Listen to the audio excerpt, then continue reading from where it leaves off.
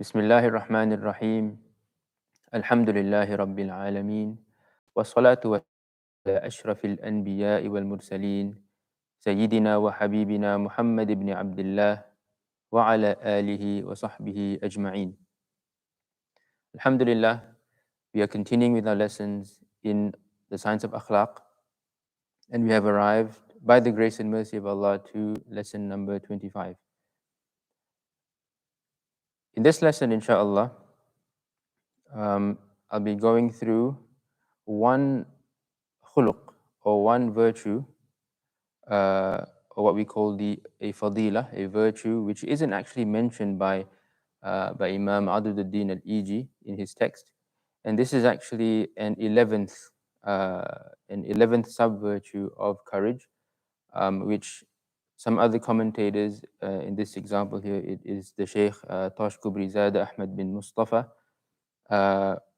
who mentions al-afu. Al-afu, which is often translated to pardon and forgiveness. And this is quite interesting about how pardon and forgiveness is actually seen to be a sub-virtue of courage. So it's something that branches out of courage. But before we discuss this, we want to mention a number of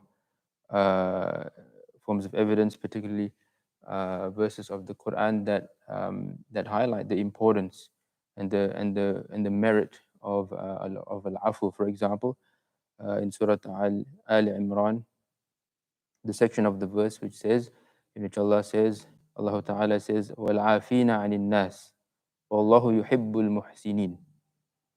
And we can translate that as, and those who pardon others. Al-afin anin nas. Al-afin, this is the ism fa'il from the concept of al-afu, pardon. And Allah loves the good doers. And the muhsinin, those who pardon, those who forgive are part of the muhsinin. And they are the recipients of Allah's love, Allah's mahabbah. Likewise as well, in Surah Ash-Shura, in which Allah says, فَمَنْ عَفَى وَأَصْلَحَ فَأَجْرُهُ عَلَى اللَّهِ. Whoever pardons, right, al-afu, whoever pardons and seeks reconciliation, then their reward is with Allah.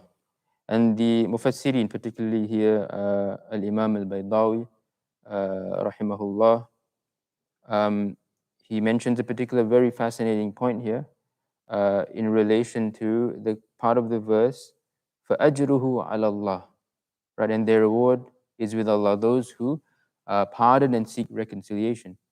He says here, عِدَةٌ مُبْهَمَةٌ تَدُلُّ عَلَى عِظَمِ الْمَوْعُودِ. What does that mean? It means, notice how in the verse it says, and their reward, the reward of those who pardon is with Allah.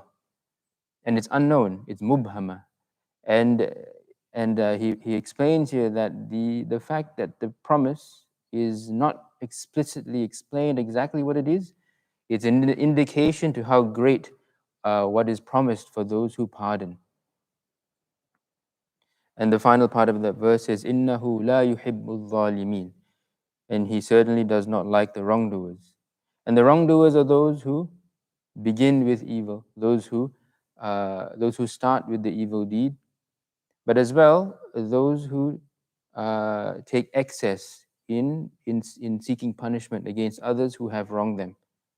So here we see the concept of once again, the golden mean and the extremes, the golden mean and the extremes, which are the vices. So here it's clearly, we can clearly see the merits of al-afu, the merits of pardon and forgiveness. But let's now delve a little bit further. Here we have, alhamdulillah, here we have the science of akhlaq, where the ulama have delved deeply into these virtues and have helped us break them down further so that we can understand. And I ask the question, ma haqiqatul afu? What's the reality? What's the true reality of afu? And the definition here given by Al-Imam Tosh Kubri Zada, one of the commentators of the Al-Akhlaq al-Adudiya, he says here, what is al-afu? ترك ترك الانتقام مع القدرة. Very fascinating. What does he say? He says, forgiveness or pardon is to choose to not exact punishment when one is able to, right? So, we can imagine a clear scenario. Um, uh, we'll use an example from fiqh, right? Some of you might have heard of the concept of al-qisas. Al-qisas, this is part of the Sharia, where, for example, in a place where things are governed by the Sharia, if another person kills another with a weapon which is usually used to kill, for example, a knife or a gun, things like that, things which are designed to kill, then and that killing happens, then what we call the awliya al-maqtul, or the guardians of the person who was murdered, they make a claim, right? They make a da'wah, they make a claim against the killer, and it's confirmed with witnesses that the killer actually did perform that act, right? Then now the guardians of the person who was murdered, who was killed, right? They have a right to qisas. They have a right to exact punishment on the murderer. And what is that punishment? Is for the murderer to also be killed, right? This is this is a punishment established via the Sharia. Now, this is interesting here, because when we speak about al-afu, when we speak about pardon, what is pardon again? Pardon is choosing to not exact punishment when one is able to, right?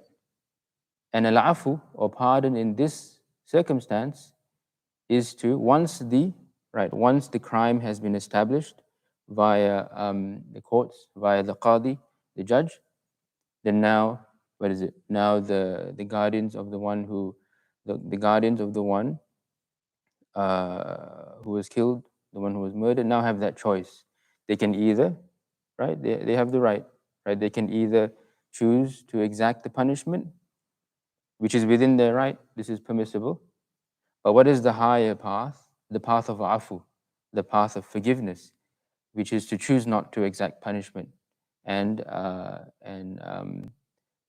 let the let the person be forgiven and receive something else, right? And for something else to occur instead of the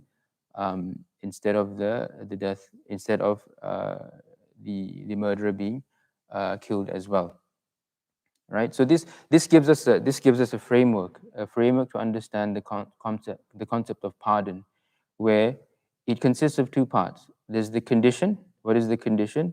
That one is able to. There's qudra. There is ability to exact punishment, but despite that ability, right? Despite that ability, the person chooses to not exact punishment out of mercy. It comes out of mercy.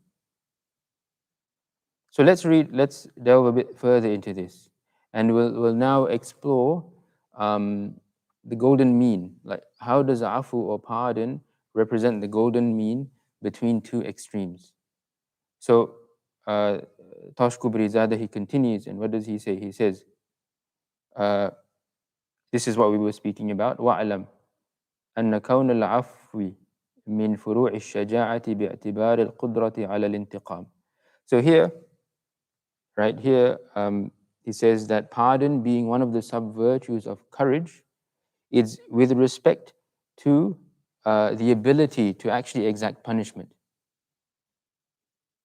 And he brings a very fascinating point here that we need to reflect on. وَإِنَّمَا Sorry, he continues. This is the same point. وَإِنَّمَا تَرَكَ الْانْتِقَامَ لِمُدَافَعَةِ الرَّحْمَةِ إِيَّهِ. Right? This person who could have, exacted punishment, instead the mercy, the compassion, which is within this person, pushed him away from exacting punishment. This is this is pardon. This is afu. And this is the point which is also interesting here. وإلا فمجرد ترك الانتقام مندرج في الخوف المقابل للشجاعة. This is interesting, right? He says here then, now we have this understanding of what pardon is.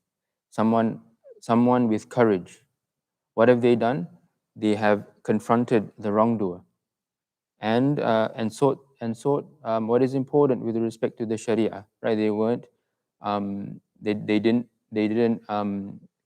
cower down. They didn't turn away from seeking their rights because when we think about, once again, as a metaphor, as an example, the guardians of the murdered person, right?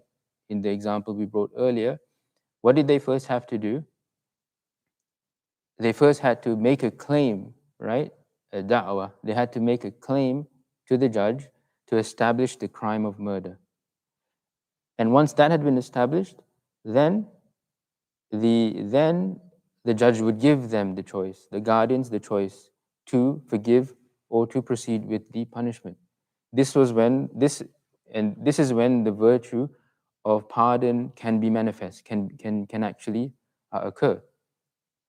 But what if, for example, for particular reasons, maybe reasons of fear, or which is here closer to vice, right? Where they left, right? Tark al-intiqam, right? As in they chose not to, right? They chose not to make that claim out of fear, right? Then this is actually not just leaving seeking justice, leaving making the claim against the murderer in a court of law, in the court of Sharia, right? This could actually fall under fear and cowardice, uh, because one has uh, not taken that important step of courage to establish that choice, right? To establish that true choice of being able to either punish or not punish the murderer. And this can be, and this can be uh, applied to many different circumstances. Perhaps perhaps one is at work, right? Perhaps one is at work. One is somebody you're new at work, and then you have a workmate who isn't treating you well, right? Maybe they're bullying you. They're not treating you well. They're doing stuff which is not conducive to a good, healthy working environment. And then you say in your heart, okay, I'll just forgive. I'll just forgive this person. I'll just let it go. But here it's very important, right? Here it's a gray area. Maybe sometimes it's good to do that, but sometimes as well we need to ask ourselves: are we letting these wrongdoings occur because we're afraid to seek our rights, right? And then this is actually not considered pardon. This is actually considered fear. Why? Because pardon, once again, what did we say? Pardon or forgiveness is to do what is required uh, to seek one's rights. And then when one is given that choice, right? When one is given that choice to exact punishment or not, one chooses to forgive. Right? This is pardon as defined by the ulama of akhlaq. However, once again, if someone could be in a situation where they actually aren't able to seek their rights, and their inaction or their inability to act is not actually to do with fear, but it's because of the constraints which life the constraints. They could be placed in a situation out of the qadr of Allah. This is Allah's his will to have created a situation for this person to be in this particular way. Then we would call this virtue something else. This would be closer to a sabr, right? name which is also a branch of courage. It's the power to resist sufferings and terrors. Right? Someone is in a situation and they're being faced with very difficult trials, and it makes them scared. It makes them terrified to act. So, but all they can do in that situation is to do what is within their ability. If they can't, if they can't, here obviously here I'm not talking about um, I'm not talking about life or death situations where someone should clearly do what they can to escape. But here I'm talking about, this is the gray area perhaps at work, right?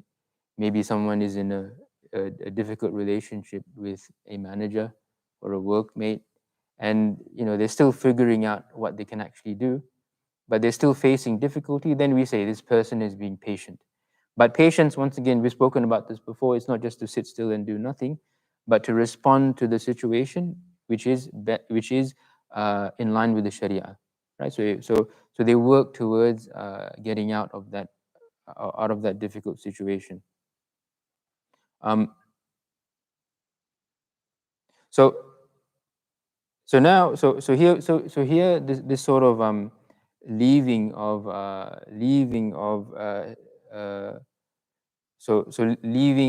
leaving the punishment of someone before that act of being able to do so, right? We spoke this was closer to fear.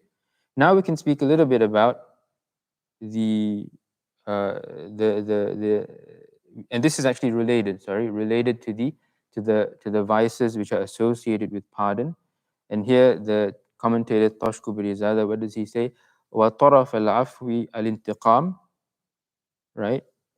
So the two excesses, or the two sides, right, of pardon. On the side of excess, right, it is al-intiqam.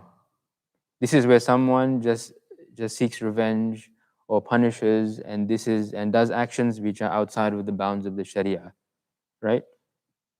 So this is a clear vice of excess. So this is not something. This is a vice. This is impermissible, right? And we don't want to fall into forms of getting back at people because of the wrongs that we've done, or because of the wrongs that we've received from them. But the way that we seek, with the way that we claim to seek our rights, or we get back at people, are in ways which are not in accordance with the Sharia. So this is a vice. This is the vice of excess. But at the same time as well, you have the vice of deficiency, and this is to pardon things that can't be pardoned, right? Things which aren't in your choice to pardon. So, for example, here, going back to the scenario of the scenario of the murder, right? So the guardian of the person who's murdered, right? They make a claim. These guardians make a claim to the judge, and then but it requires witnesses to be established, right?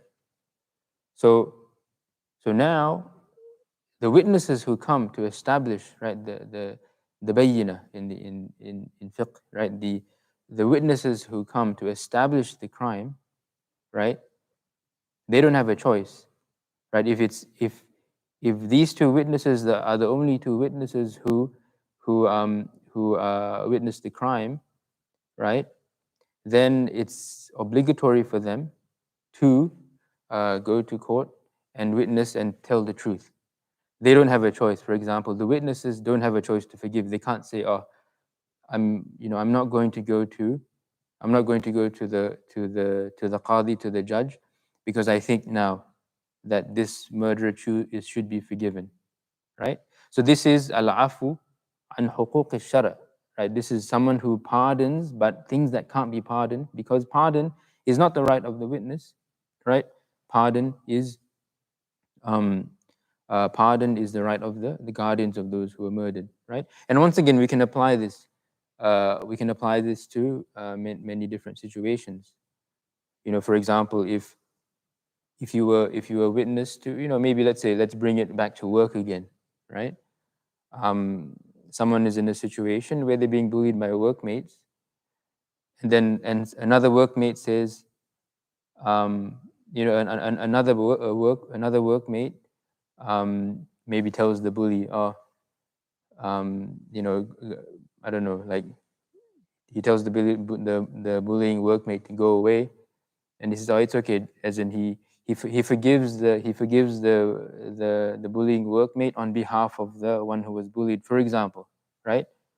So we can't. So once again, we have to think. There are particular things, right, which cannot be, which we don't have the right to pardon, and that would be, what is that? That would be seen.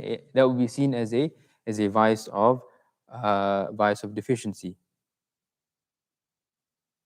right? That's a quick discussion uh, in relation to the 12th, right? The 12th sub virtue of courage, which we call pardon, or al-afu, which is choosing. What is it? What's the definition? Tarkul intiqam ma'al qudra, which is choosing not to exact punishment when one is able to.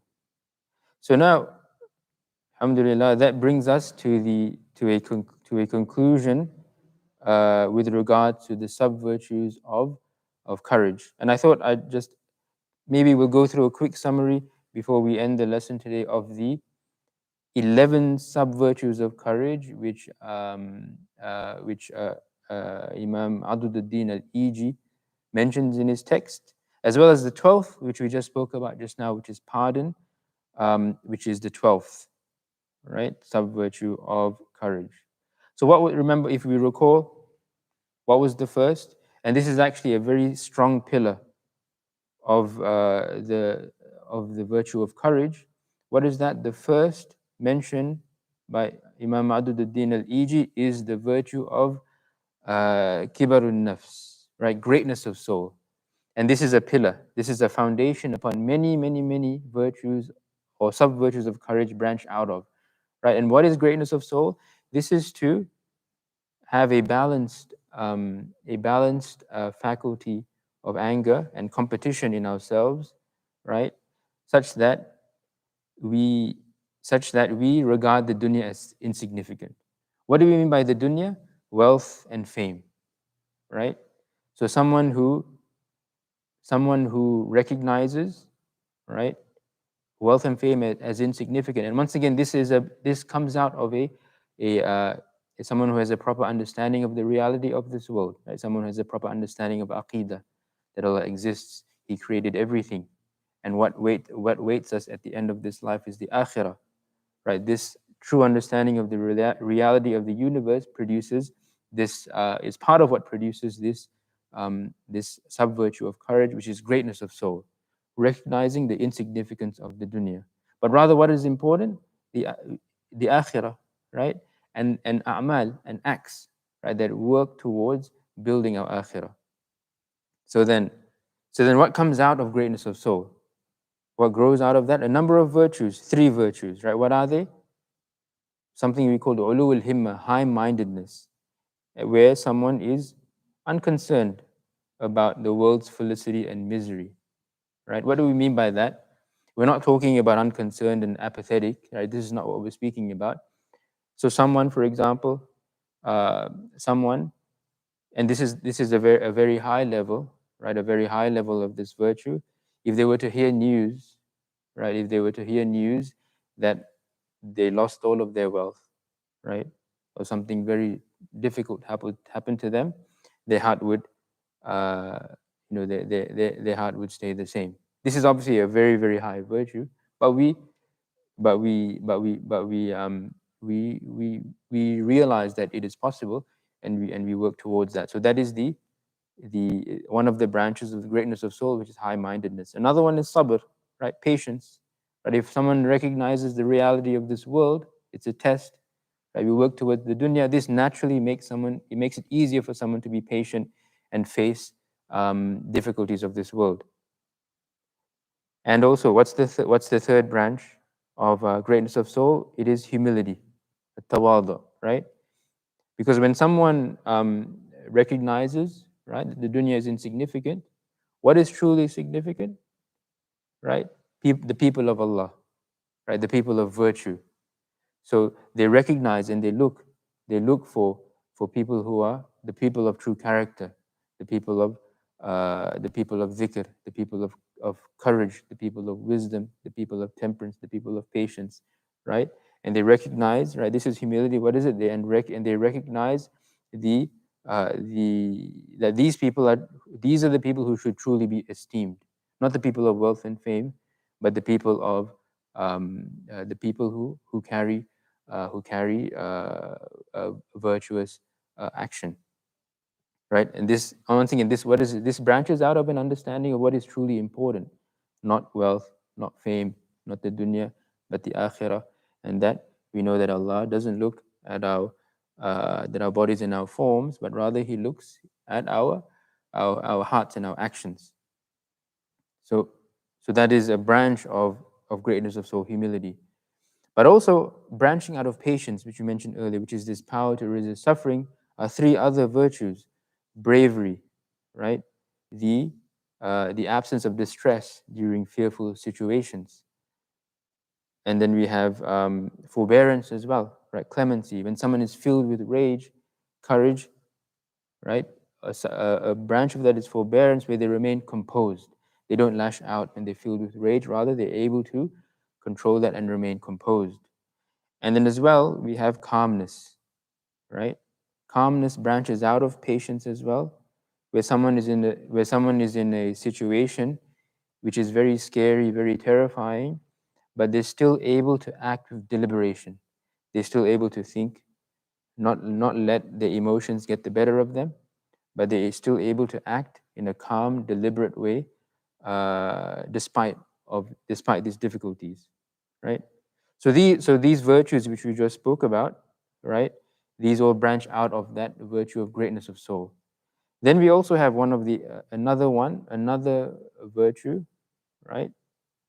Which is the virtue of vigor. We spoke about that in previous weeks, which is so coming out of a balanced character, right? Is what is it? It's an eagerness to pursue great matters, an eagerness to pursue khairat, right? Which we mentioned were matters of obedience to Allah. They recognize that there are particular matters that Allah wants them to do, which they know, which have come through the Quran and Sunnah and transmitted to us through the madahib, through the ulama. They know what is good and they have an eagerness, right? They have an eagerness to pursue these great matters. And then branching out of that are two as well, right? The virtue of long suffering, which is what is it? To really tire oneself out, but in good matters, because life itself is a test, right? But once again, right, we can't forget about the importance of leisure as well, healthy leisure. We're not talking about indulgent leisure, where someone uh, you know binges on Netflix, and at the end of that they come out feeling more exhausted than they were before, right? We're speaking about healthy leisure is important as well, so that we refresh ourselves, what we call tarbihun nafs, right? As in leisure, relaxation for the soul is very important. So within that context as well, we understand long suffering, which is that virtue where someone exhausts themselves in matters which are good. And as well, we spoke about this last week as well, right? Is a virtue of a sense of honor, right? Where one recognizes that it's important to preserve dignity of one's family and one's religion from disrepute, right? And this comes out. What is it? It comes out of an eagerness to what is good, but it's not. It doesn't come out of a desire to control people or to bend people to their will, right? Or we could say like an overbearing sense of anger, right? It comes out of an eagerness, right? An eagerness to do what is good. And then finally, what comes out of courage as well is compassion, right? Which is, what did we say? Which is for someone to act courageously. But where does it come out of? It comes out of uh, uh, out of someone empathetic to the suffering of others, right? There's a sense of empathy. Someone feels pain as a result of the pain of others, and that pushes them to act, right? It doesn't immobilize them, but rather it pushes them to act. And then the final virtue, sub-virtue of courage, which wasn't mentioned by the Imam Adudiya al-Iji, but mentioned by the commentator here, is pardon, right? Which is to choosing not, right? Choosing the higher road, even though that it's within that person's right to exact punishment, but they choose not to, right? They choose not to exact punishment out of a sense of mercy for the other person. So we ask Allah to benefit us from these words that have been spoken. We ask Allah to adorn us with the virtues of the Prophet Muhammad sallallahu alaihi wasallam. We ask Allah to rid ourselves from the vices, uh, from the vices that veil us from knowing Allah subhanahu wa taala. We also ask Allah to place us in the company of people, because because speaking about virtue and vices is important, but at the same time as well, being in the company of virtuous people is also, in fact, that is one of the best ways to attain virtue. So we ask Allah to place us in the company of the people who are virtuous, and we ask Allah to accept this dua and the dua of all those who say Ameen. Wa sallallahu ala Sayyidina Muhammad wa ala alihi wa sahbihi wa sallam.